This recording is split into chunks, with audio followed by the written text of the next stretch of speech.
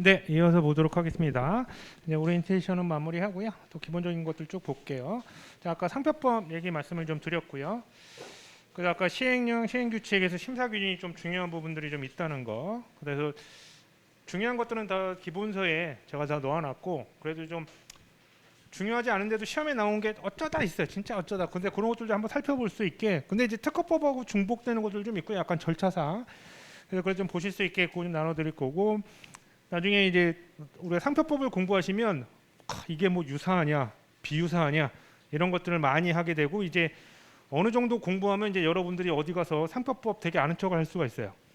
병행 수입, 뭐 직구 이런 것들이라든지 상표가 유사하냐 안 유사하냐, 침해 문제 이런 것들을 일반 분들보다는 어느 정도 알 수 있게 되고, 나중에 당연히 이제 변리사가 됐을 정도의 그런 부분들을 계속 공부하시면 그걸 알려드릴 수 있게 되는데, 그 중에 이제 이런 유사, 아까 뭐 이런 거 언급은 좀 해드렸죠. 이런 것들은 체크만 하시면 되고, 중요한 거는 다 설명을 드릴 겁니다. 아까 법조문 좀 말씀드렸죠. 이거는 제가 뭐 따로 표시를 해놨는데, 이거를 뭐 따로 뭐 일부러 막 외우시거나 그러실 필요는 없어요. 뭐 2, 3, 3, 3, 4, 4 뭐 이렇게 쓸데없이 외울 필요 하나도 없고요. 이런 것들은 다 알게 됩니다. 몇 번만 하시게 되면. 계속 강조를 드릴 거고요. 그러니까 237조까지 있는데, 그 중에 정말 중요한 거는 왜 외워지냐면 계속 보게 돼 있어요. 뭐 기출 문제도 그렇고, 뭐 나중에 뭐 여러 가지 공부할 때도 그렇고 그걸 보게 되고요. 근데 이제 예전에는 이거를 제가 공부할 때도 이거를 뭐 그런 거 많이 하잖아요. 이제 꼭 공부 안 하는 게 아니라 꼭 그런 건 열심히 해요. 뭐 스터디 조직합시다. 뭐 연락해서 모아서 뭐 만나는 건 되게 열심히 해요. 그렇잖아요. 밥 먹고 꼭 커피 마시고. 그래서 이제 또 많이 하는 게 이제 법조문 스터디하죠. 그렇죠? 그래서 법조문 암기하려고 스터디도 하고 막 그러는데, 저는 이제 스터디 친구가 없어서 그런 게 아니라 제가 공부하는 것 자체가 저 여러 명이서 이렇게 하는 걸 잘 못해요. 보면 아시잖아요. 이렇게 하면 계속 얘기는 하고 있지. 제가 노는 술 막 마시고 이런 거 좋아하는데, 얘기하는 걸 워낙 좋아해서 만나는 순간 끝났어요. 그냥 계속 얘기만 하고 있지. 공부하겠어요, 그거? 안 되지. 공부하려고 왔는데. 그래서 그건 또 안 되고. 근데 이제 뭐 법조문 스터디를 하기 위해서 뭐 한 조문씩 뭐 외워서 하자 그러는데, 특허는 해볼만 해요. 근데 상표는 그러실 필요 없습니다. 감히 말씀드리는데 시간 낭비예요, 솔직히. 그래서 중요한 거는 뭐 암기할 정도로 하는데, 법조문을 암기했다고 해서 그 시험에 나오는 경우는 1차에서 나올 수 있는데 2차에서는 절대로 안 나와요. 오히려 판례나 법조문을 요약해서 쓰는 게 중요하지, 그 다음에 중요한 판례, 심사기준을 쓰는 게 더 중요합니다. 그러니까 그 필요가 없죠, 법조문을. 그리고 뭐 순서대로 뭐 토시 하나 빼고 외울 필요 없습니다. 감히 말씀드리는데 안 해도 붙었어요. 믿으세요, 그거는. 그 상표는 이제 여러 조문들이 있고요. 나중에 쭉 말씀을 좀 드릴 겁니다. 그러니까 예전에는 98조밖에 없었어요. 억울하죠. 빨리 공부할 걸. 근데 그때는 이제 이렇게 돼 있었어요. 5조 그룹은 갑자기 5조에 2, 5조에 3, 이제 가지 조문이라고 하거든요. 이것만 5조에 뭐 27 이렇게. 그래갖고는 98조밖에 없어서 되게 좋은 줄 알았는데 아니죠. 그래서 이걸 2016년도에 다 풀어버립니다. 이제 5조에 2 대신에 6조 쭉 하니까 이제 특허법만큼 이제 나왔죠. 237조. 하지만 딱 외울거나 그럴 것들은 정해져 있고, 나머지는, 그래서 제가 왜 16회 강의하고 테마 특강으로 법조문 정리하는 강의를 2회를 해요. 그건 이제 기본 강의에 포함된 내용입니다. 근데 나중에 또 법조문만 하는 뭐 사회 강의는 또 별도로 할 거예요. 그거는 이제 안 하셔도 되죠. 이미 기본 강의 되니까. 이제 뭐 제 강의를 따로 들으시거나 아니면 다른 강의를 들으셨던 분들, 이제 그런 분들을 위해서 법조문으로 한번 정리하는 강의죠. 이론 정리도 하고 뭐 중요한 것들 한번 리마인드하고 뭐 다 할 수는 없지만 1차에 좀 대비해서 하는 것들을 또 따로 합니다. 그러니까 그거를 이제 하게 돼요. 그때 또 중요한 거 말씀을 드릴 거예요. 그러니까 기본 강의 하면서 이 내용 자체를 하면서 또 법조문을 한번 2회 정도로 한번 쭉 훑을 거예요. 또 리마인드가 되겠죠. 거기서 또 몰랐던 걸 또 다시 캐치할 수도 있고 다시 떠올릴 수도 있고, 그런 걸 다 그래서 막 고민해서 만든 겁니다. 그런 것들을 약간 커리큘럼을. 그렇게 되고요. 자, 우리 이제 본격적으로 들어가도록 하겠습니다. 교재는 기본서입니다. 요거 2023 제 13판 돼 있죠. 윤상표법.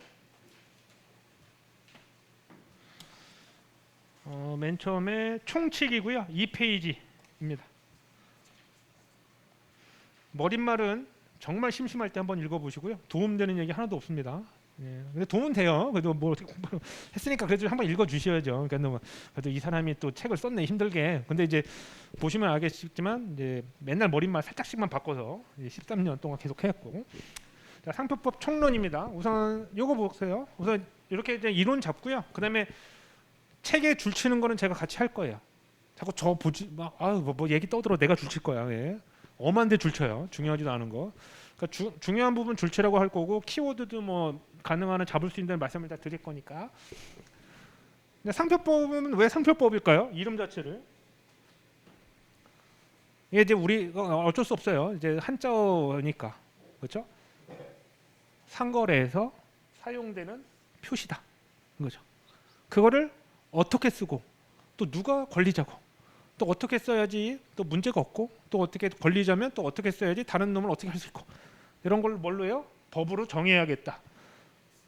그래서 정한 게 상표법이 되는 거겠죠. 그러면 이제 이거에 대한 거는 이제 딱 뭐가 규정이 정해져 있어요. 근데 이제 애매한 게 상거래라는 게 참 힘들죠. 그래서 어려워요. 특허는 기술이잖아요.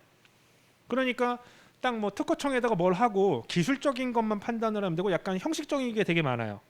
그런 부분들을 뭐 나중에 뭐 기재불비부터 해가지고 뭐 형식적인 게 많은데 상표법은 이게 어려워요.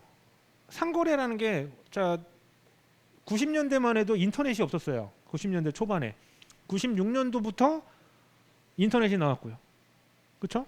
지금은 솔직히 뭐 제가 이제 6년을 이제 3M이라는 회사를 다녔는데 그때 이제 영업 마케팅을 할 때인데 그때 막 이커머스 막 얘기할 때요. 이렇게 될 줄은 몰랐죠. 언젠가 이렇게 될 것 같긴 한데 이렇게 뭐 또 다른 시장이 생길 줄은 몰랐던 거죠. 지금은 코로나 때문에 더 그렇지만 비대면으로 해서 온라인상에서 이루어지는 상거래가 많아지게 되죠. 그걸로 이제 특허법에서도 그렇고 우리나라 상표법에서도 그렇고 이제 전기통신회선이라는 단어가 이제 추가로 들어오게 됩니다. 기존에는 그냥 뭐 시장에서 팔고 그다음에 상표도 부착 뭐 상표를 뭐 우리 아직 공부는 안 했지만 뭐 뭔가를 부착하고 뭐 이렇게 해서는 상표라는 거 브랜드라든지 뭘 하나보다라고 했는데 이제는 온라인에 관련된 게 되게 많아졌겠죠. 그럼 옛날부터 있었을 것 같죠.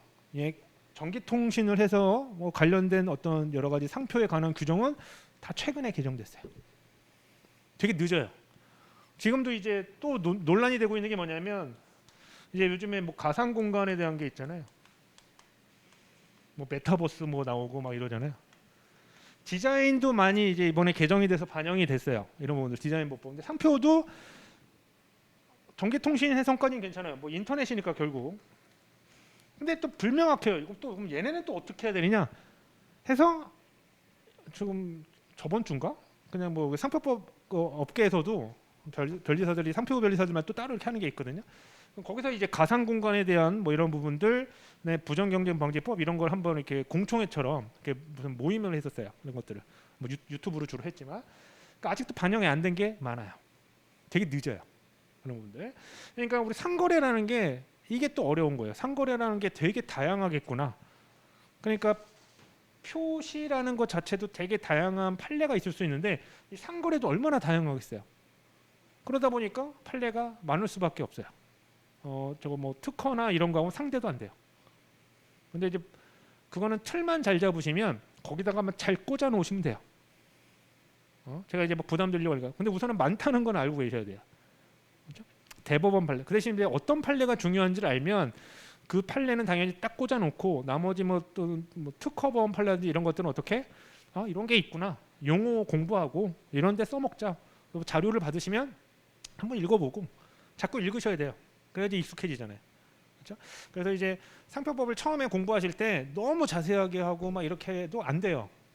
그리고 천재지. 뭐 매트릭스도 아니고 그냥 툭 꽂으면 그냥 쭉 하고 그냥 다 들어와서 그냥 지식이 딱 너무 좋은데 그게 아니잖아요. 반복을 해야 되거든요. 처음에는 1, 2회독할 때 처음에 읽으실 때는 상표법이라는 그냥 동네에 왔다 생각하시고 그냥 마실 다니면 돼요. 근데 몇 번을 자주 다니면 이게 희한한 게 사람이 몇 번을 자주 다니면 길이 익숙해지잖아요. 어느 집에 뭐가 있고 이게 은연중에 그게 떠오르게 되거든요. 저 집은 뭐 파란색이고 자세히는 기억 안 나도. 근데 이제 우리가 이제 필요하긴 하죠. 이제 자세히 이제 암기를 하셔야 되죠. 상표법이라는 마을을. 처음에는 1, 2회독 할 때 집중해서 보긴 해도 자세히 봐야지 뭐 하잖아요. 그리고 잘 모르겠으면 그냥 지나가세요. 그래야지 나중에 또 두세 번 돌면 그때 돼요.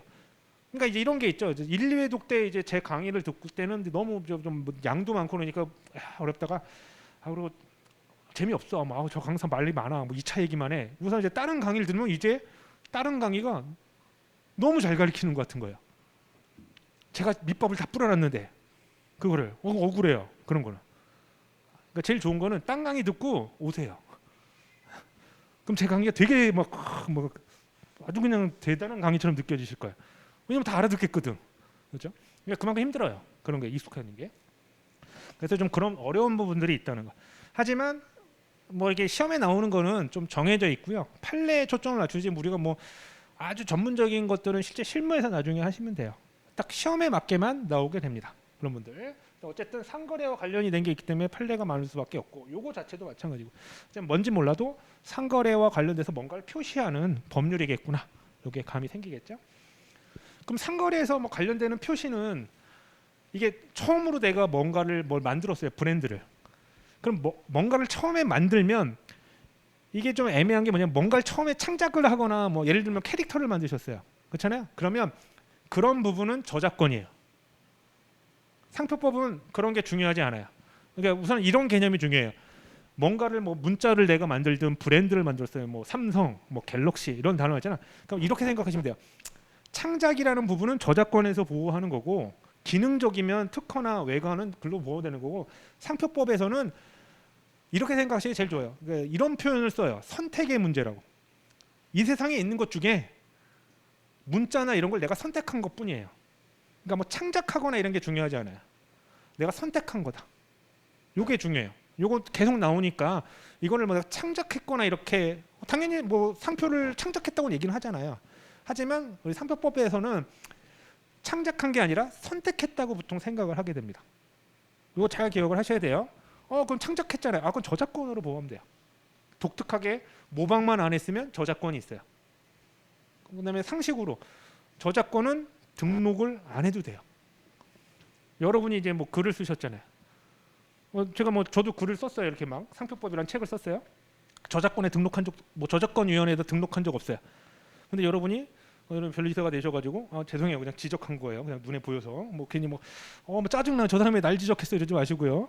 이렇게 했는데 책을 만약에 여러분이 뭐 상표법을 공부해서 했는데 제 책이 너무 많이 들어서 비슷하게 썼어요. 그럼 뭐 제 수강을 했다고 해서 뭐 그잖아요. 당연히 공격해요. 저작권 침해라고. 그게 가능한 이유가 뭐냐면 저작권은 등록을 안 해도 돼요. 창작했다는 자료만 있으면 돼요. 이걸. 근데 이제 상표법은 그렇게는 못하기 때문에 상표법은 등록을 해야 돼요. 우리나라에서는. 등록을 안 하는 나라도 있기는 해요. 근데 상표법은 등록이 중요합니다. 그래서 뭐 등록주의 이런 거 많이 들어보셨죠? 특허에서도 마찬가지고요. 그런 것들도 계속 말씀드릴 건데, 근데 상표법에서는 선택의 문제다. 창작을 하거나 그런 건 저작권 문제예요. 그런 분들.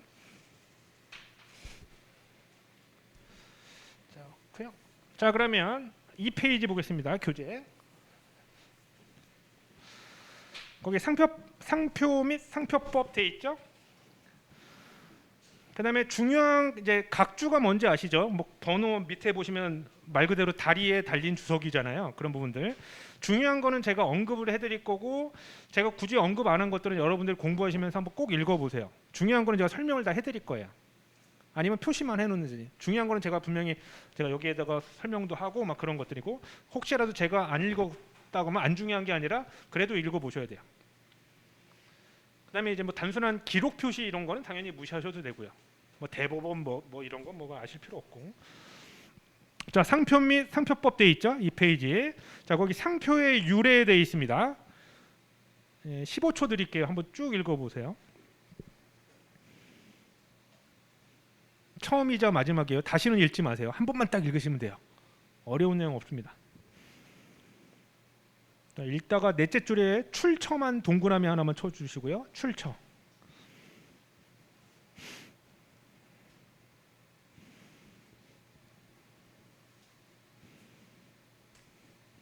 넷째 줄에 출처만 동그라미 치시고요. 자,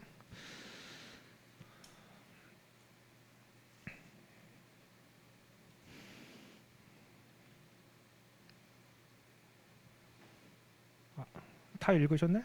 아직도 둘째 줄 읽고 막 그러시면 안 돼요. 이게 뭐 별거 있는 게 아니고요. 중요한 거 없어요. 그냥 상표랑이 언제 생겼냐.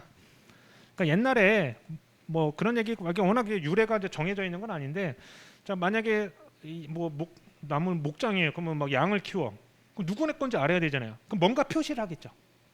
저 같은 경우는 뭐 윤이면은 뭐 이런 거 뭐 영어로 표시한다든지, 예를 들면 뭐 이제 골프 막 배우면 요즘 골프 유행이잖아요. 그럼 골프공에다가 표시를 하면 자기 거로 표시를 하잖아요.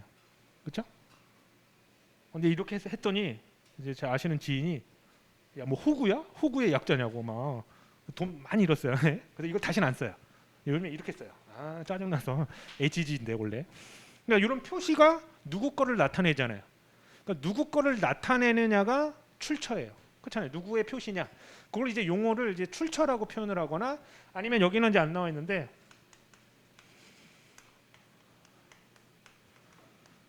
누구의 건지 식별을 하기 위한 거다 이겁니다. 그러니까 안 쓰셔도 돼요. 나중에 다 나와요. 그러니까 뭔가를 누구 것과 구분하기 위해서 이제 표시하기 시작한 게 상표예요. 말 그대로 표시죠. 그게 이제 말 그대로 상거래로 쓰이게 되면 그게 상표겠죠. 그렇죠? 근데 그게 뭐라고요?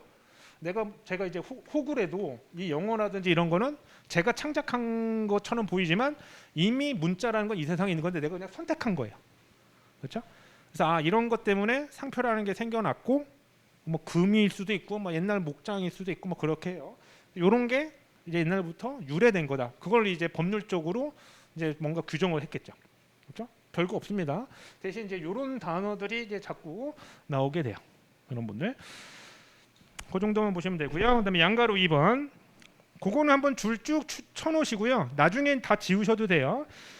한번 읽어보겠습니다. 상표를 권리로 보호함으로써 출처라는 말이 나오죠. 출처를 명확하게 해서 누구 건지 선택의 길잡이를 제공하고, 상표를 사용하는 자에 대해서는 상표의 지속적인 사용 동그라미 치시고요.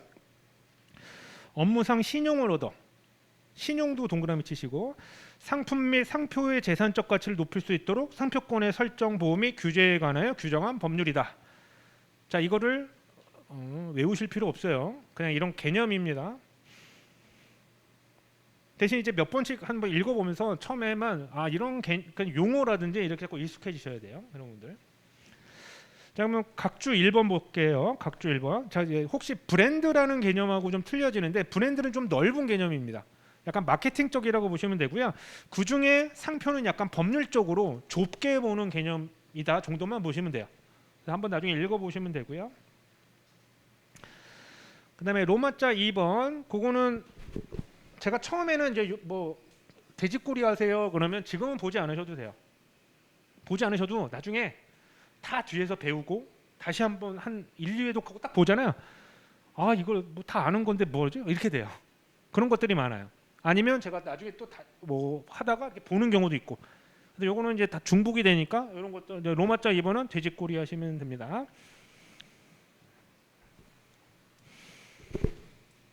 이제 거기 나오는 용어라든지 이런 것들은 다 뒤에 배우게 돼요. 그냥 이건 그냥 개괄이라고 보시면 돼요. 상표법이라는 게 어떤 규정 같은 것들이 있고 뭐 이런 것들이 있느냐 이렇게 보시면 됩니다. 자, 4페이지 갑니다. 챕터 2 상표의 연역.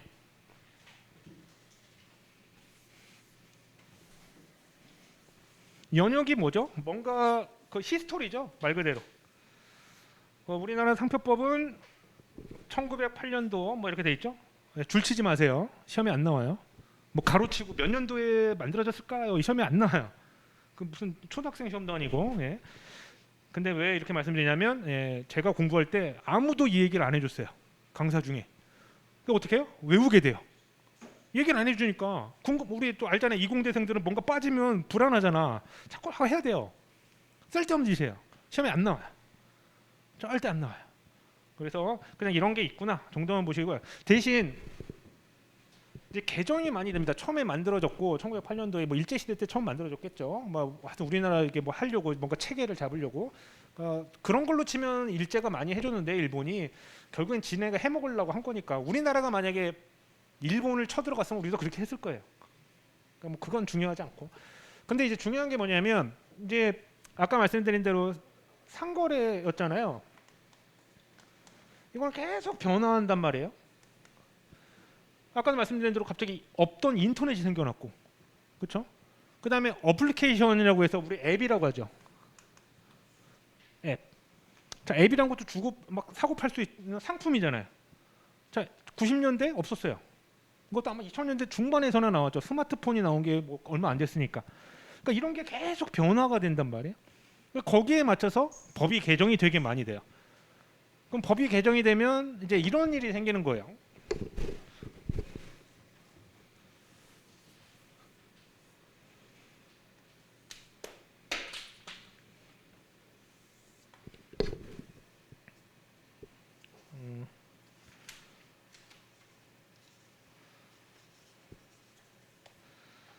혹시 안 하실까봐 그 필기 노트에 5페이지 자꾸 눈으로만 보시는 것 같아서 자꾸 적으세요. 필요한 것들은. 빈칸이 많죠? 왜냐면 자꾸 필기 노트를 하나도 안 피고 계시더라고. 상표는 막 상거래 이런 것도 좀 적고 표시 이런 것도 적으셔야 되는데 아무도 안 적어. 다 말씀드려야 되겠구나. 예. 필요한 것들은 자꾸 적으세요. 나중에 안 보셔도 되죠. 뭐 이해가 됐다면 그런 분들. 자, 이제 경과 균형 나오죠. 5페이지 분들. 제가 이제 본인이 느끼기에 좀 필요하다는 거면 자꾸 적으세요. 그런 것들. 자꾸 요즘에 이제 그런 게 너무 익숙해지셔가지고 알아서 다 줘야 돼. 이렇게. 심지어는 암기장도 두 문자도 원래 자기가 따거든요. 보통 다 해줘야 돼. 이런 식으로. 예전에 그런 게 없었어요. 그래서 뭐 단권화 들어보셨죠? 단권화. 단권화라는 게 이게 교재가 완벽한 게 없다 보니까 뭐 저런 책도 있고, 그럼 이런 책도 있고. 그럼 예를 들면 제가 강사가 A라는 강사가 있고 B라는 강사가 있으면 A라는 B강사 책을 다 사요. 그거를 다 모아요. 시험이 어디서 어떻게 나올지 모르니까. 그게 단권화를 해요. 그런 식으로. 공부도 할 겸. 요즘은 그렇게 하면 강의를 안 듣죠. 단권화가 다 돼 있어야 돼요. 이런 것들이. 근데 어쩔 수 없어요. 당연히 그렇게 자꾸. 근데 완벽하진 않죠. 완벽한 단권화는 없거든요. 강의를 자꾸 듣고 뭐 다른 강의를 하다 보면 자꾸 이제 막 하게 되거든요. 근데 자꾸 이제 적으셔야 돼요. 그래야지 기억도 나시고요. 여러분들. 여기를 다 제가 뭐 저희 편집부에 맡겨놔도 되긴 하는데 그렇게 하면 안 되니까 자꾸 그려보셔야 됩니다. 우리가 이제 어떤 일이 있냐면 개정이 돼요. 이런 식으로. 그러면 최근에도 계속 개정됐어요. 2022년도에도 개정되고 2023년도에도 개정되는데 아주 중요한 개정이 2016년도에 개정이 있었습니다. 그럼 이런 게 있겠죠. 어떤 규정이 있는데 법 규정이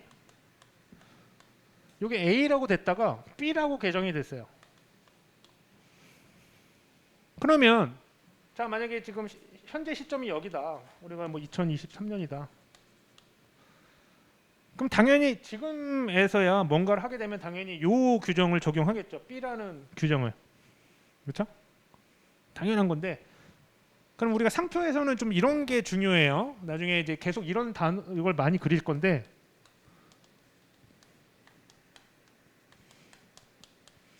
이게 이제 뭐 우리 특허에서도 공부하셨을 거예요. 출원. 저는 이제 주로 이제 A라고 표시할 거예요.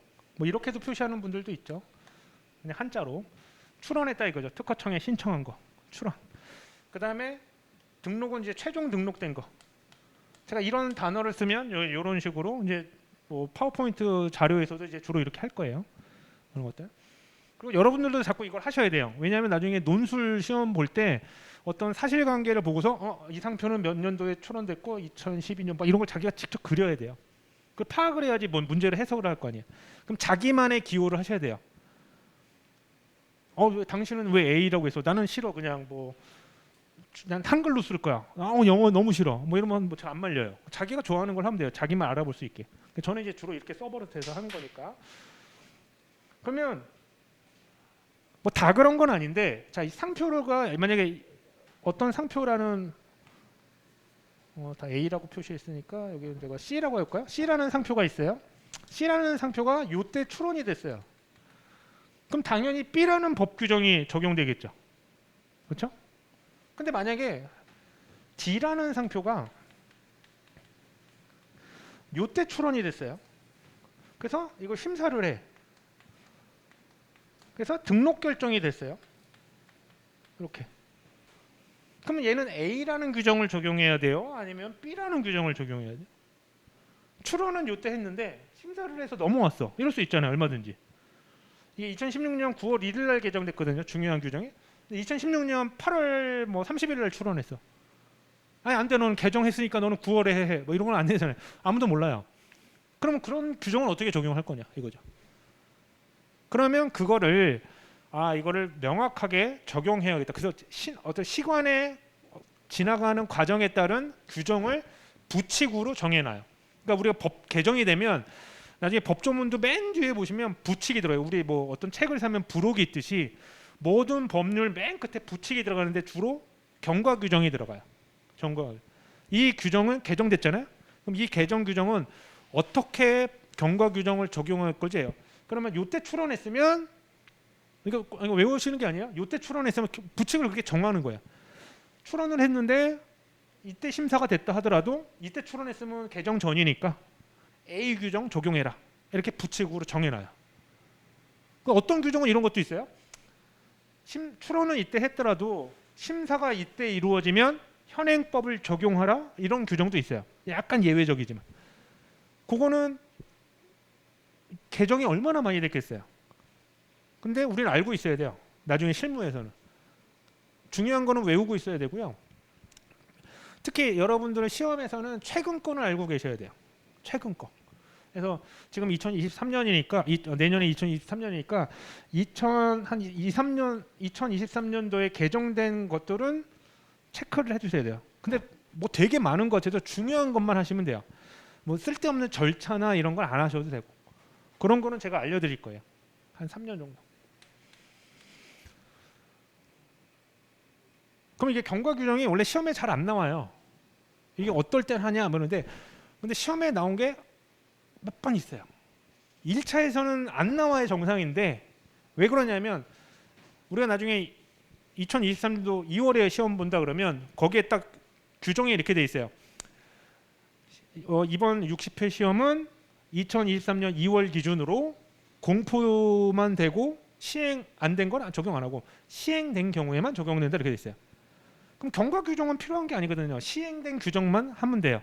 근데 시험에 한 두 번인가 한 번 나왔는데 2016년 때 워낙 중요하니까 요 경과 규정이 시험에 두 문제나 나왔어요.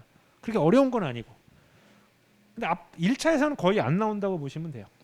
그럼 2차에서도 거의 안 나와요. 하지만 기본적으로 중요한 규정은 제가 말씀을 드릴 거고 기억을 해주셔야 돼요. 심지어는 2007년도에 개정된 것도 알고 있어야 되는 게 있어요. 그러니까 2010몇 년도에 시험에 나왔는데 2007년도 꼭 경과 규정이 시험 문제 1차 지문으로 나온 적도 있고 그래요. 근데 그거는 경과 규정 어떻게 다 외워? 이거 경과 규정은 다 못 외워요. 저는 이제 2006년도부터 겪어왔으니까 2006년도부터 공부했다는 건 또 제가 몸소 느꼈으니까 기억을 하는데 여러분 2023년도에 갑자기 2001년도 걸 기억 못 하잖아요. 다시 보기도 힘들고. 그러니까 시험에 당연히 나오기도 어렵고요. 안 나와요. 하지만 최근 거는 기본적으로 좀 알아두시고요. 기본적으로. 그다음에 이전 거라도 중요한 거는 기본적으로 알려드릴 거예요. 그것만 기억하시면 돼요. 경과 규정 때문에 스트레스 받고 그러지는 마시고요. 왜냐하면 나올 가능성은 떨어져요. 거의 한 10년에 한 번 나올까 말까예요. 그런 거는. 하지만 개념을 알고 계셔야 돼요. 왜냐하면 그걸 알고 있어야지 나중에 실무 가서도 이게 어떻게 적용되는지를 알아야지 고객이 찾아왔는데 적용이 되냐 안 되냐를 구분할 줄 아셔야 되잖아요. 그렇죠? 분명히 침해가 아닌데 침해가 아닐 수 있는 어떤 선사용권, 뭐 어떤 규정이 분명히 법 규정상 적용될 수 있는데 현행법상 안 돼요. 뭐 이래 버리면 나중에 바보 되는 거죠. 나중에 다른 변리사랑 비교를 했을 때. 그게 이제 실력이죠. 이런 분들. 상표법은 좀 그런 것들이 많아요. 뭐 다른 법률도 마찬가지죠. 경과 규정의 개념을 아셔야 되고 되게 많지만 몇 가지만 아시면 되고요. 나중에 실무에서는 이런 게 있었구나는 자꾸 이렇게 확인을 하시면서 체크하실 줄 아셔야 돼요. 여러분들. 이게 이제 경과 규정입니다. 그게 출원이냐 이런 표현이 많이 나오니까 그런 것들은 또 경과 규정 몇 번 나올 때 설명을 드릴 거예요. 각 규정 중요한 것들은 표시를 해드릴 거고 그게 경과 규정입니다. 그래서 그 필기노트에도 1차에서는 현행 시행법이 원칙인데 시험에 나온 적이 한 두 번 있습니다. 근데 다 풀 수 있을 정도고 2차에서는 현행 시행법이 출제가 원칙이지만 경과 규정은 확인이 필요합니다. 하지만 거의 안 나와요. 왜냐하면 이의 신청이 들어오거나 좀 문제 소지가 있으면 당연히 출제위원이 안 하거든요. 이런 것들을. 하지만 중요한 거는 알고 계셔야 됩니다. 2016년 전면 개정 되게 중요했었고 최근 3년 정도는 알고 계시면 좋습니다. 그 정도. 됐죠? 자, 그러면 우리 기본서 보시면 막 끝내줘요. 97년도 개정법부터 해서. 저도 웬만한 거는 다 알고 있는데 외우진 않아요. 이것들은 그냥 이제 대신 이제 딱 어떤 사안이 있으면 이게 그때 개정된 걸로 알고 있는데 라면서 찾아볼 수 있죠. 실무에서 그 정도면 돼요. 근데 시험에서는 출제위원도 잘 모르는 거 뭐 어떻게 내겠어요. 하지만 최근 거라든지 아까 말한 2016년도 이 정도입니다. 그래서 되게 많죠. 2007년도에 되게 많이 있었고요. 2007년도 하나만 표시해 두시고요. 그 다음에도 개정이 되게 많이 됐어요. 막 우울하죠. 매년 공부해 하셔야 돼요. 이렇게 많이 개정돼요. 그 다음에 8페이지에 2016년 전면 개정법 돼 있죠. 이때 정말 우울했어요. 법조문 번호가 다 바뀌어버렸어요. 그래서 상표법을 잘 안 하는 변리사들은 이상한 조문 얘기를 해요. 자꾸 옛날 조문 얘기. 그러니까 안 해서 그래요. 당연히 볼 일도 잘 없고 이러니까. 하지만 법 조문이 번호가 완전히 바뀌어 버렸습니다. 왜냐면 아까 98조였는데 237조로 다 바뀌어졌잖아요. 번호가. 그래서 근데 그런 건 아셔야 돼요. 그래서 혹시 이제 제가 이걸 오해가 있을까봐 가능한 한 교재를 안 바꿨는데 판결문을 프린트물을 받거나 그러면 거기에 뭐 구상표법 하고 6조라고 되어 있어요. 그럼 6조에 그런 거 없거든요. 뭐 거기 뭐 이상한 뭐 사람이 어떻고 딴 얘기가 나와. 현행법은 33조예요. 이게 이제 2016년도에 완전히 바뀌어버렸어요. 아까 왜 5조에 가지 규정이 있다 보니까 번호가 이렇게 늘어났겠죠. 그러니까 이런 거를 일부러 뭐 교재에는 제가 일부러 이런 것들이 있으면 이렇게 현행법 33조 가능한 한 표현 그대로 살려서 해놓은 게 많아요. 어떤 강사분들은 그냥 이거 다 33조로 바꿔놓으면 이걸 혼자서 판결문을 잘못 보면 이게 뭔지 모르는 거예요. 근데 이제 몇 번만 보면 이제 눈치가 보여요. 이게 옛날에 이게 그다음에 글을 읽어보면 요게 요 규정이겠구나라는 이제 감은 생겨요. 그런 것들. 그러니까 많지 않아요. 그런 것들은 중요한 규정만 아시면 되니까 그런 게 좀 있습니다. 그런 것들이 번호 확 바뀌어 버려서. 그 당시에 워낙 바뀌다 보니까 9페이지에 보시면 이렇게 부칙이 있죠. 부칙이 겁나 길어요. 이렇게. 이런 거는 나중에 뭐 중국 강의나 뭐 2차 때 좀 아시면 돼요. 벌써 이것도 5년 7년 됐잖아요. 시간이. 이게 이제 시험에 좀 나왔습니다. 여러분들. 쭉 넘어가시면 되게 많죠. 이런 것들이. 그다음에 이제 12페이지에 보시면 2021년 일부 개정법 돼 있죠. 로마자 7번 돼 있고요. 거기 로마자 7번은 무시하셔도 되고요. 로마자 8번 거기에 거기 표시해 두시고 이게 이제 최근 3년 내잖아요. 12페이지에 로마자 8번. 그러면 거기 13페이지에 보시면 분할 출원 및 우선권 주장 그것만 줄쳐 놓으시고요. 그다음에 직권 재심사 제목만 줄쳐 놓으세요. 나중에 다 뒤에서 배울 거죠, 당연히. 지금은 그냥 이런 게 있구나 이제 익혀 두시는 거예요.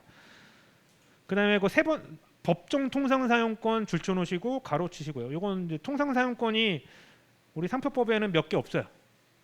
너무 좋아요. 특허법은 아마 기억나실지 모르겠네요. 공부하셨으면 실시권이라는 거 많이 들어보실 거예요. 통상 실시권 겁나 많아요. 뭐 후용권부터 해서 되게 많은데 우리 법에서 정한 통상 상표법은 사용권이라고 하고 특허는 실시권이라고 하는데 3개밖에 없어요. 예전엔 2개밖에 없는데 여기 하나가 더 신설됐습니다. 법정 통상 사용권 신설돼 있죠. 그러니까 뭔가 중요해 보이죠, 느낌이. 그다음에도 심판 청구 기간을 3개월로 확대도 줄쳐놓으시고 이게 되게 중요해요. 예전에 30일이었는데 3개월로 확대됩니다. 그다음에 부경법은 뭐 나중에 아시면 되니까 그 정도 보시면 되고요. 그다음에 로마자 9번 2022년 일부 개정법. 하여튼 최근 3년 거 책 쭉 보는 겁니다. 나중에 다 배워요. 거기 2조이랑 11호 쭉 줄치세요. 디지털 상품 온라인 유통 행위를 상표 사용 행위에 포함. 자, 아까 왜 말씀드렸죠. 뭔가 상거래라는 게 옛날에도 있었겠지만 온라인상에서 인터넷상에서 많이 생겨난 게 벌써 오래됐지만 이제서야 법에 방영되는 거예요. 이제서요. 그 다음에 로마자 10번 2023년 일부 개정법 되게 중요해요. 이게 이제 다른 법률 뭐 특허법이나 공부하셨으면 다 아시던 내용일 수도 있어요. 좀 공부하시면. 근데 상표법에 처음 들어와요. 그래서 뭐가 들어오냐면 재심사 청구 맨 끝에 보이시죠? 재심사 청구 제도 도입 돼 있죠. 이게 처음 들어오게 됩니다. 특허에나 이런 건 다 있어요. 그 다음에 너무 중요한데 부분 거절제도 가로치시고 너무 중요합니다. 그 다음에 자꾸 쓰는 게 중요한데 그 옆에다가 연필로 요거 들어보셨어요?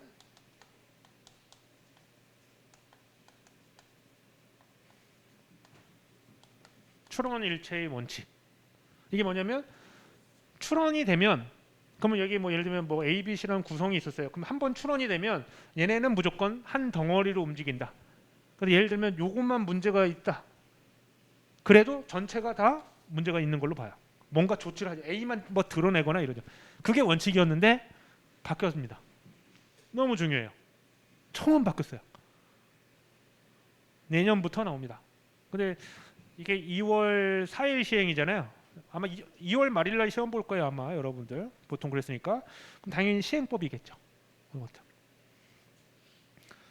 이게 중국에는 옛날부터 있던 건데 우리나라는 이게 편하거든요. 그렇죠? 문제가 있네. 이렇게 생각하시면 돼요. 심사관들이 되게 편해. 뭐 아무것도 안 했어? 거절. 이렇게. 근데 이제는 어떻게 돼요? 이것만 거절 이유가 있어? 그러면 이게 완전히 뭐 나중에 거절 확정이 되면 이건 알아서 등록이 돼요. 특허청이 겁나 불편해. 알아서 막 챙겨줘야 되잖아요. 옛날에는 그냥 아유 다 거절. 그러니까 이제 심사관을 괴롭히는 거예요. 계속 이제 따졌던 거거든요. 아 이거 이걸 우리가 자꾸 해야 되느냐, 돈 내야 되고 막 이런 식으로. 그래서 점점 제도가 심사관들 힘들게 되고 있어요. 아 그래야 정상이죠. 그렇죠? 그래서 여러분들 변리사 되고서 심사관 하지 마세요. 힘들어요. 딴 걸 하세요. 딴 거요. 점점 힘들어져요. 그렇죠. 그래서 나중에 뭐 남자만 그런 건 아닌데 제 이제 동기 중에 제가 이제 상표를 전문으로 주로 하니까 저 동기 중에 상표하는 사람들이 많거든요. 저보다 이제 어린 동생이 있는데 걔 이제 잘 풀렸다고 해야 되나? 특허청에 가서 그 변리사 출신이기도 하고 이거 영상으로 찍으면 또 다 나오는데 이제 특허청의 심사관들이 좀 떨어져요 수준이. 되게 몰라. 변리사 합격해야지 좀 알지. 법 공부도 제대로 안 해서 좀 떨어져요. 수준이 좀 떨어져. 그러니까 얘가 이제 가면 이제 너무 잘하겠어요. 그러니까 이제 잘 풀려가지고 뭐 거기서 대신 이제 그러더라고요. 오빠 돈이 너무 짜대. 특허청 어쩔 수 없죠 공무원. 근데 나중에 뭐 연금 나오잖아 막 그런데 그래서 뭐 나름 이제 뭐 여러 가지 활동도 하고 막 이러니까 와이프 저 국제사무국 스위스 거기에 출장도 갔다 오고 뭐 거기 한 1, 2년 있었나 뭐 그래요. 나중에 마드리드 때 그 얘기도 좀 해드릴 거예요. 우연찮게 막 이렇게 엮이는 일도 있고 막 그러더라고요. 그러니까 되게 잘 풀린 케이스죠. 그런 쪽으로도 할 수도 있고 안정적이고. 그러니까 여자분들이 꼭 뭐 안정적인 일 그것보다도 걔는 이제 남편이 다른 뭐 건축 일을 하고 뭐 그래서 돈 안 벌어도 되는 것 같은데 변리사인데 아깝잖아요. 돈 벌어야지. 애만 키울 수는 없잖아요. 근데 잘 됐다 만나 그 얘기를 하거든요. 어쩌다 만나면. 그래서 그런 부분들도 좀 있습니다. 그런 것들. 어쨌든 뭐 그런 게 있고 부분 거절제도 너무 중요하고요. 나중에 다 배우게 됩니다. 그다음에 14페이지에 기타 이렇게 돼 있죠. 도소매업 그것만 줄쳐 놓으시고요. 도소매업.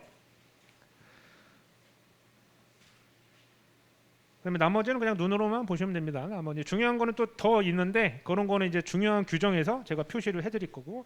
그러니까 이거는 이제 나름 저도 실무에도 쓰려고 만든 책이기도 하고 강의용이기도 한데 막 형식을 좀 갖추다 보니까 막 되게 자세하게 들어가 있는 게 있어요. 그런 거는 제가 다 아예 뭐 연필로 긋든지 뭘 하고 말씀드릴게요. 그건 안 보셔도 돼요. 대신 나중에 참고서로 쓰실 수도 있죠. 근데 이제 여러분이 변리사가 되시면 벌써 법이 또 개정될 거예요. 그렇죠? 뭐 윤 변리사님 그 책 좀 얻을 수 있어요? 필요 없어요. 다 이제 또 개정될 거예요. 뻔해. 계속 많이 바뀔 거니까. 뭐 참고로 쓰시면 저는 영광이겠죠. 근데 어쨌든 계속 개정될 거니까 중요한 거 그 정도 기억을 해두시기 바랍니다. 자 이제 목적으로 갑니다.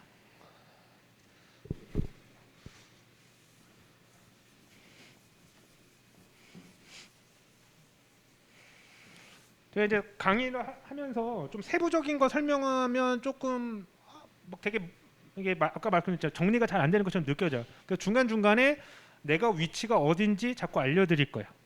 지금은 위치가 어딘지 말할 필요도 없죠. 입구예요, 입구. 예, 그렇죠? 뻔하잖아요. 위치가 지금 어디죠? 예, 입구예요. 지금 목적하는 건데 당연한 거지, 그렇죠? 상표법 이제 마을에도 안 들어왔어요 이제. 근데 이 상표법은 도대체 이 마을이 왜 생겼느냐? 모든 법은 목적이 너무너무 중요해요. 그래서 모든 법조문의 그 일조가 항상 목적이에요. 근데 그거 시험에 안 나와요. 근데 왜 자꾸 하느냐? 우리가 그 목적이 만들어진 어떤 취지라든지 그런 거거든요. 목적 다 비슷한 내용인데 그 취지라든지 목적을 가지고 어떤 여러 가지 중요한 거에 가장 해석의 근간이 돼요. 근간. 그러니까 항상 머릿속에 상표법의 가장 밑바닥에는 그런 걸 해석할 때 그걸 머릿속에 갖고 있어야 돼요. 그래서 지금도 별거 아니에요. 시험에 안 나오는데 기본적인 걸 알고 계시면 여기서 막 파생돼서 나와요. 그 개념을 잘 갖고 계셔야 돼요. 시험에 나오는 건 아닌데 개념을 잘 갖고 계셔야 됩니다. 자, 상표법 목적. 그러면 제1조에 어떻게 되어 있냐면 15페이지에 보시면 상표를 보호함으로써 슬래시 하시고요. 상표 사용자의 업무상 신용 유지를 도모하며 슬래시 하시고 산업발전의 이바지. 특허와 상표법, 디자인보법은 모든 목적이 같아요. 요거 하나가 산업발전 이바지. 왜냐하면 산업재산권이에요. 그래서 그 다음에 마지막에 수요자 이익 보호를 목적으로 한다. 그래서 이걸 보신산수 하는데 안 외우셔도 되는데 제가 이렇게 외우지 말라고 해도 외워져요. 보신산수가 자꾸 머릿속에 박혀 있어. 꼭 외우지 말라는 거는 시험에도 안 나오는데 외워져요. 보신산수 외우지 마세요. 무섭죠? 외워질까 봐. 보신산수. 보신산수. 네. 외워집니다. 근데 알아두시면 좋아요. 왜냐하면 이게 해석의 근간이에요. 상표를 보호하겠네요? 당연하겠네. 뭔지 몰라도 우리 아까 상거래에서는 상거래에 사용되는 표지를 보호하니까 보호하는 방법은 이제 뒤에 쭉 나오겠죠. 근데 중요한 게 하나 필기 작 하세요. 거기 필기 노트도 다 있습니다. 자, 상표잖아요.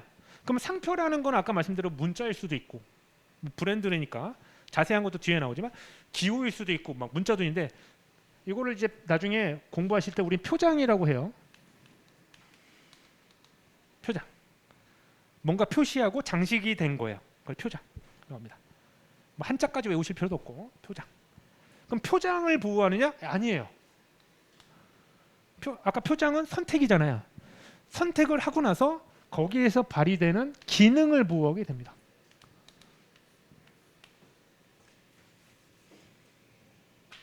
이거 되게 중요합니다. 이거 기능. 그럼 무슨 기능이 있길래 그러냐? 그렇죠? 그러면 크게 두 가지가 있습니다.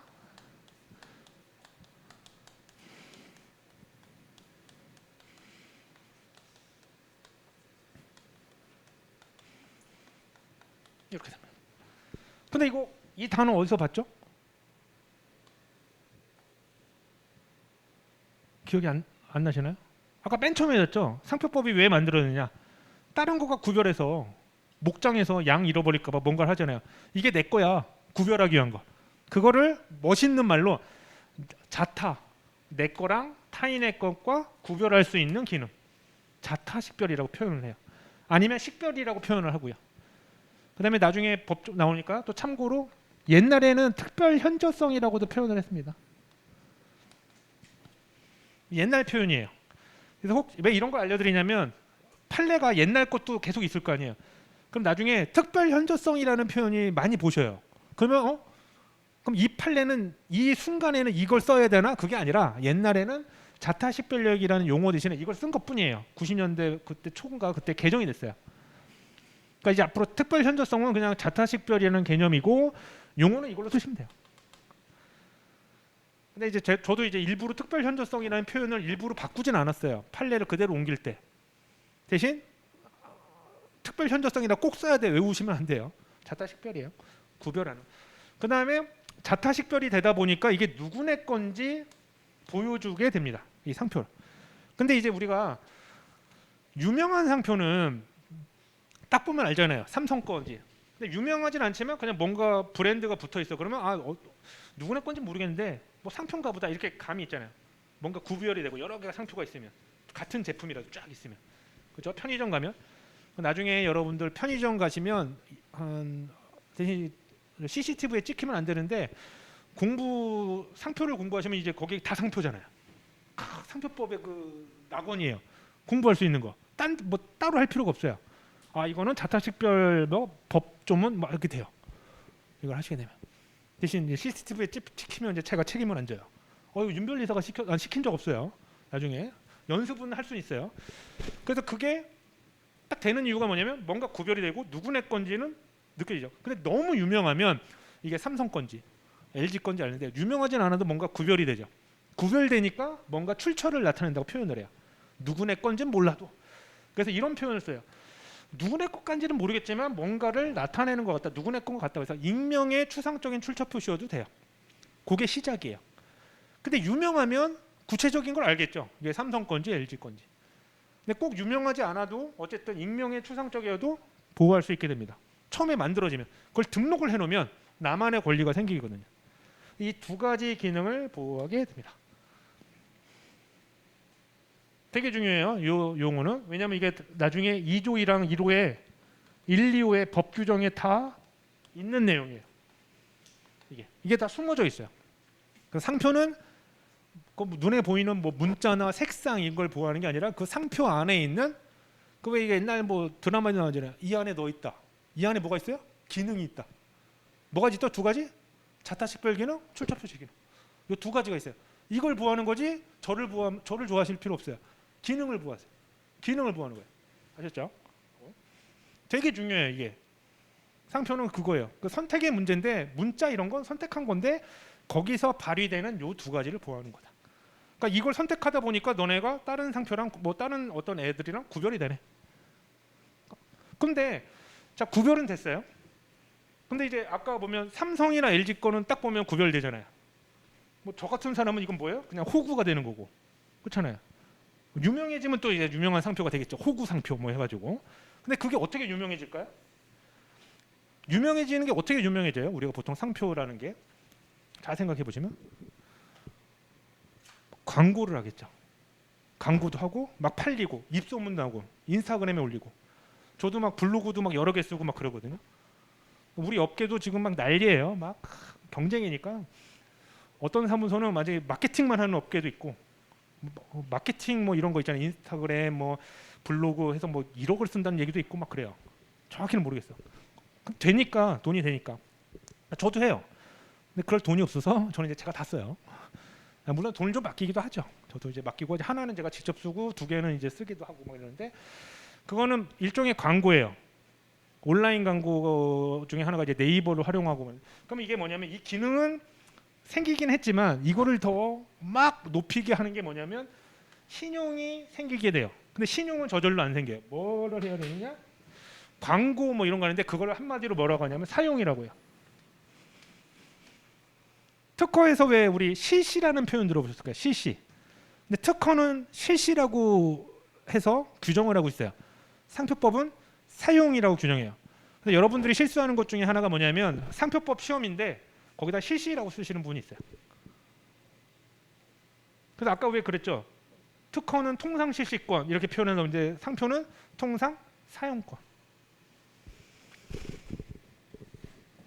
그래서 기능을 보호하고요. 상표법은 뭐가 중요하냐? 사용이 제일 중요해요. 사용을 해야지 보호를 해주게 됩니다. 얼마나 중요하냐면 자, 우리 아직 안 배웠지만 우리나라 상표법은 등록을 해야지 권리 보호가 돼요. 근데 등록하지 않더라도 보호되는 경우가 조금 있어요. 언제 보호되냐면 사용을 해서 어느 정도 알려지면. 이게 이제 어느 정도인지는 나중에 배워요. 근데 아무것도 안 했어. 그냥 썼어. 자꾸 이걸 쓰게 되네요. 자꾸 이거밖에 떠올라 안 와서 그래요. 호구가 되네요. 그럼 이거 제가 먼저 썼어. 호구라고 쓰면 다 내 건가요? 근데 이게 너무 유명해진 거예요. 제가 막 골프 용품도 만들고 되게 유명해졌어요. 어느 정도 유명해지잖아요. 그러면 상표 등록을 안 해도 나중에 다른 사람이 내 상표를 못 쓰게 따라서 등록을 못하게 할 수도 있어요. 그거를 등록을 안 했다 하더라도. 그게 왜 그러냐면 상표는 사용하는 게 중요한데 어느 정도 사용 이상 되면 보호를 해줘야겠다. 그건 어느 정도인지 다 뒤에 배워요. 그게 되게 중요해요. 그러니까 요 단어들이 나중에 어떻게 보호하고 어떻게 신용 유지를 도모하게 해주는지 알게 됩니다. 그러니까 사용을 해서 유명해지면 그 신용이 생기게 되고요. 상표에 대해서. 근데 신용은 어떻게 해야 되겠어요? 뭔가 기능이 발휘됐겠죠. 그 표장 자체가 중요한 게 아니라 계속 써서 그 안에 이 안에 뭐가 있어요? 기능이 있는 거죠. 그게 발휘되는 겁니다. 이게 이제 솔직히 그냥은 힘들어요. 표현하기가. 근데 이제 요거를 이제 쭉 계속 읽다 보시고 이제 나중에 편의점을 보면 아 그래. 농신 신라면 신용이 쌓였겠군. 이렇게 혼자 되뇌입니다. 혼자 이렇게 누가 들으면 안 돼요. 신고당해요. 이상한 사람이 편의점에 가도 이상한 신라면 앞에서 이상한 흥을 한다고 큰일 나요. 혼자만 이제 기억을 하시는 거죠. 그게 목적을 외우시고 법조문을 외우시게 돼요. 상표법은 왜 그래요? 우리 눈에 보이는 상거래하고 다 관련이 있거든요. 이것도. 심지어는 제 나중에 윤상표법이잖아요. 이거 상표 등록 안 돼요. 근데 왜 저 인간은 왜 이름을 저렇게 줬지? 나중에 알려드릴 겁니다. 저런 뜻이 있었구나. 예, 아실 거예요. 여러분들이 도와주셔야 돼요. 근데 나중에 말씀드릴게요. 자, 사용이 중요하고. 그러면 요거는 이제 산업재산권은 다 똑같다고 했죠? 산업발전 이바지. 뭐 이바지 되는지는 모르겠어요. 상표법은. 근데 어쨌든 이바지하고요. 근데 이제 하나 좀 독특한 게 요 수요자 이익보호라는 게 있습니다. 요거는 이제 옆에다가 공익적이다라고 좀 적어주세요. 그다음에 신용유지 도모 옆에다는 약간 사익적. 이게 무슨 말인지 알죠? 뭔가 개인을 보호해 주는 거고 산업발전 이바지나 수요자 이익보호는 누가 딱 봐도 뭔가 공익적인 게 느낌이 오겠죠. 이게 수요자 이익보호가 뭐냐면 시장을 보호해 준다 이거예요. 시장.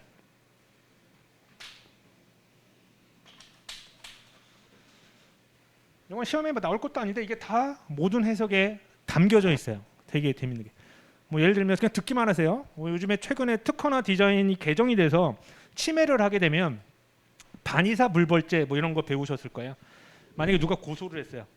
근데 권리자가 그래도 이거는 뭐 내가 아는 사람이든 내가 합의 다 봤어. 내 의사 나는 뭐 침해라고 생각 안 할게. 그러면 거기에 따라서 처리 안 해줄 수 있어요. 그게 반의사 불벌죄예요. 근데 상표법은 안 그래요.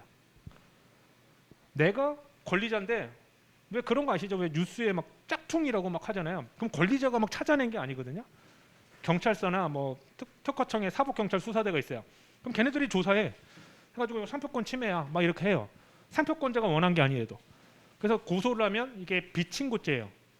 그게 무슨 말이냐면 권리자가 고소하지 않더라도 그게 진행이 돼요. 왜 그런 거냐? 이것 때문에 그래요. 그래서 공익성이 제일 강해요. 특허나 디자인에 비해서. 특허나 디자인이 좀 약간 사익적인 게 가네요.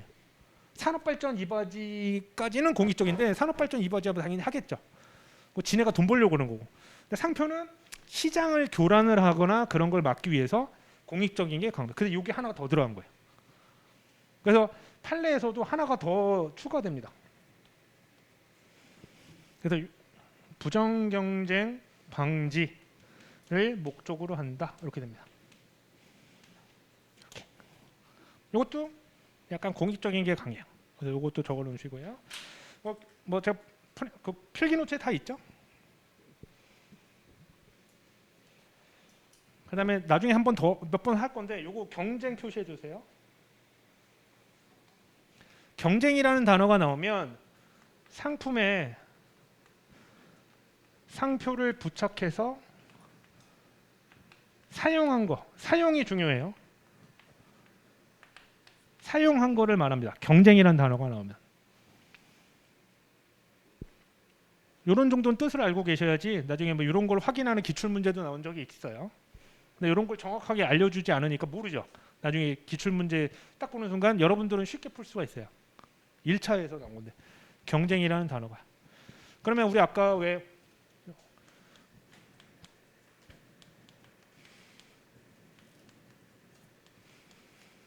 부정경쟁방지법 들어보셨죠? 부정경쟁방지 및 영업비밀 보호에 관한 법률 이건데 그럼 왜 이렇게 줬을까요?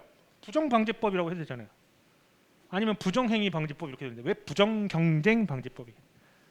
그래서 이거는 경쟁이라는 단어가 들어가면 무조건 우리 상표법 기준으로 볼 땐 뭔가 상품에 상표를 부착해서 사용해 쓴 것과 관련이 있어요. 무조건 사용과 관련이 있어요. 경쟁이라는 단어가 들어가면. 그럼 나중에 막 헷갈리는 게 좀 있어요. 부정한 목적도 나오고요. 어떨 땐 부정경쟁 목적이라고 나와요. 법조문에. 그러면 제일 쉬운 거는 그냥 외우시면 돼요. 근데 이 뜻을만 알고 있으면 외우고 말고도 할 것도 없어요. 부정한 목적, 여기 당연히 부정한 목적이고 이 때는 부정경쟁 목적이 있구나. 이게 당연히 나옵니다. 그래서 경쟁은 뭐? 사용한 거. 그렇게 기억을 해주세요. 시험에는 안 나오지만 가장 우리 상표법의 가장 기본적인 근간입니다. 상표법이 왜 있는지. 자, 보겠습니다. 15페이지 갑니다. 서설 상표법의 목적, 이거 법조문 그대로 있고요. 둘째 줄 형식상하고 쭉 줄 치세요. 경쟁, 뭐 상표를 사용하거나 이런 것들을 다루는 법률인가 보다. 그런 거겠죠.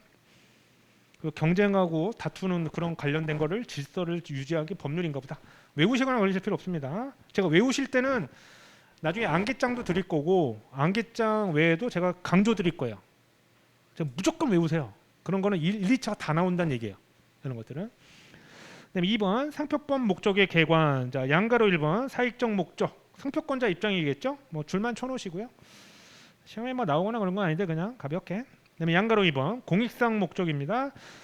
일반 수요자 입장이겠죠? 쭉 줄 치시고요. 시장 경제 뭐 이런 것들을 보호하는 겁니다. 그다음에 구체적 내용은 나중에 다 나오고요. 중요한 것만 볼까요? 1차적 수단만 줄 칠게요. 자, 아까도 나왔죠? 상표의 기능을 보호한다. 가로치시고 줄치시고. 그 표지, 표장 자체를 보호하는 거 아니다. 뭐 문자나 뭐 그런 걸 보호하는 게 아니다. 아까 기능 뭐라고 했죠? 이 안에 뭐가 있죠? 이 안에? 예, 심장이 있죠. 예. 이 뭐야? 자타 식별 기능, 출처 표시 기능. 요 두 가지예요. 원래 더 있는데 요 두 가지만 아시면 돼요. 막 더 막 나누긴 해요. 근데 보호 방법 이런 것들은 나중에 배우시게 됩니다. 뒤에서 배우게 돼요. 그래서 나중에 읽어보시면 되는 거고. 16페이지 2번 사용자의 업무상의 신용 유지를 도모한다. 상표 사용자 뭐 이런 게 있구나 보시면 되고 신용 줄치시고요. 자, 거기 둘째 줄까지 줄치세요. 신용 상표가 특정 상품을 출처로서 거래 사회에 뭐가 나왔죠? 사용 동그라미 치셔야 돼요.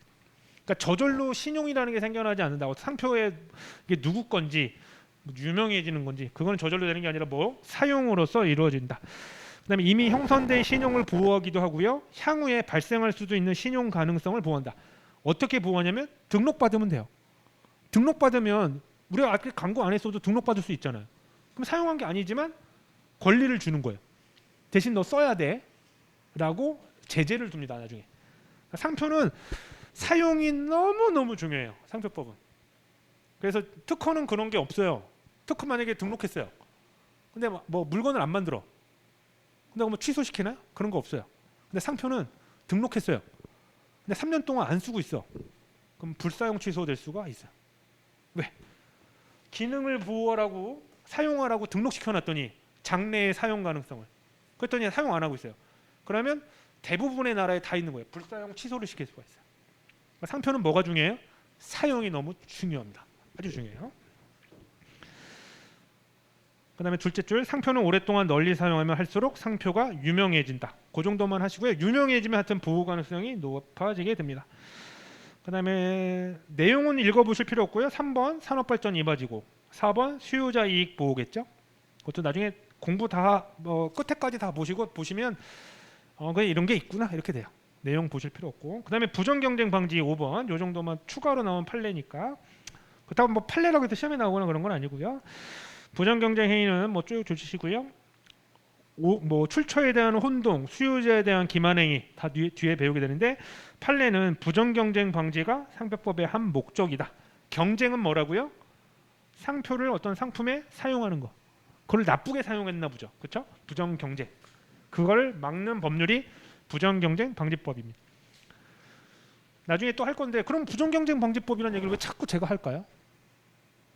안 배우고 싶은데 그렇죠? 상표법만 하면 되는데 왜 그러냐면 상표법은 좀 유명해지면 보호해주고 등록하면 보호해요. 근데 이것만으로 좀 부족해서 부정경쟁 방지법 해가지고 이거는 어떤 느낌인지 아시냐면 등록하지 않았더라도 어느 조건만 되면 사용에 대해서 보호해주는 법률이에요. 그러니까 약간 보완을 해줘요. 그러니까 원래 실무에서는 같이 다녀요. 시험에서는 이걸 내긴 좀 그렇죠. 부정경쟁방지법 과목도 아닌데. 그래서 간접적으로는 쓰셔도 돼요. 논술에서. 그걸 요구하는 경우도 있고. 그러니까 그거는 그래서 알아두셔야 돼요. 그리고 또 최근에 예전에는 원래 다 별개였는데 그냥 관련이 있다 이렇게 했는데 이게 좀 최근에 브릿지가 하나 생겨가지고 상표법하고 연결된 규정이 생겨났어요. 몇 년 전에. 그래서 꼭 알아두셔야 돼요. 나중에 다 해드릴 겁니다. 그런 거. 그다음에 17페이지는 나중에 따로 보시면 됩니다. 부정경쟁방지법 이런 거 공부하시고 보시면 됩니다. 자, 기능까지만 살짝 하고 쉴게요. 18페이지. 자, 우리 아까 기능이 되게 여러 가지가 있다고 했죠. 자, 눈으로만 보시면 원래 로마자 2번에 본원적 기능이 있고 로마자 3번에 파생적 기능이 있죠. 자, 파생적 기능은 돼지꼬리 하시고 나중에 그냥 혼자 보시면 됩니다. 파생적 기능은 그냥 이런 거예요. 그냥 뭐라 할까, 그냥 학문적인 거라고 보시면 돼요. 상표를 하다 보면 뭐 상표는 눈에 띄고 이러니까 광고 선정 기능 당연히 있을 수 있겠죠. 그렇죠? 그리고 이제 뭐 많이 들어보셨을 거예요. 뭐 상표권을 팔았네, 안 팔았네, 뭐 담보로 삼았네, 이럴 때 재산적 기능이 돼요. 이런 것들 우리한테 좋아요. 변리사들한테 이런 걸 가치 평가하고 뭐 이런 것들. 이런 것들 실무에 나오시면 이런 걸로 다 돈 벌 수도 있고 막 그래요. 그런 분들. 뭐 보호 기능이 있고 뭐 경쟁적 기능이 있다 그러는데 이런 거는 그냥 학문적으로 만든 거예요. 별로 안 중요해요. 그냥 이런 게 있다라고 하시면 되고요. 중요한 건 본원적 기능에 아까 말씀드렸죠. 1번, 2번 별 표시해 두시고 두 가지 기능이 아주 중요하다고 했죠. 자타 상품 식별 기능 해서 펑션 오브 뭐 디스크리미네이션 뭐 영어 아시죠? 이게 구별해 주는 능력이나 기능을 하는 거죠. 펑션. 그래서 첫째 줄 끝에 우리가 이제 상표에서 기능을 발휘하기 위해서는 그 전제로서 자타 식별할 수 있는 구별할 수 있는 게 있는데 그게 자타 식별 기능이다.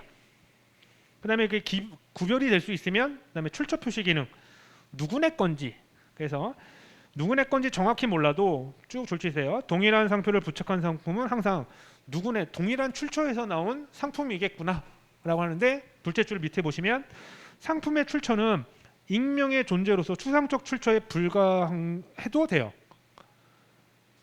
유명해지면 더 좋아요. 유명해면 유명해질수록 사용을 많이 한 거고 뭐가 돼요? 이 사람 거구나. 더 좋죠. 누구 건지 알게 되니까. 그렇죠? 하지만 보호를 익명의 추상적 출처로서 어느 정도만 돼도 보호를 하게 됩니다. 그 다음에 품질 보증 기능은 그냥 줄만 칠게요. 이거는 뭐 당연히 자타 식별 기능이나 출처 표시 기능에서 파생된 거라 첫째 줄 동일한 상표가 부착된 상품은 항상 동일한 특성과 품질 그것만 가로치세요. 동일한 특성과 품질 가로쳐 두시고요. 가지고 있다고 보여주는 기능이 있다라고 봅니다. 대신 상표가 부착됐다고 해서 각주 88번 보시면 품질이 우수하다는 걸 보증하는 건 아니에요. 그건 다른 기능을 하는 상표가 따로 있어요. 뭐 증명표장 뭐 이런 게 있는데 그런 거 말고는 그냥 동일한 품질이겠구나 이렇게 되는 거죠. 그러니까 뭐 우리가 자꾸 상표 그러면 뭐 삼성전자 이런 상표를 자꾸 생각하는데 어떤 상표가 붙어 있어요. 근데 또 나왔어.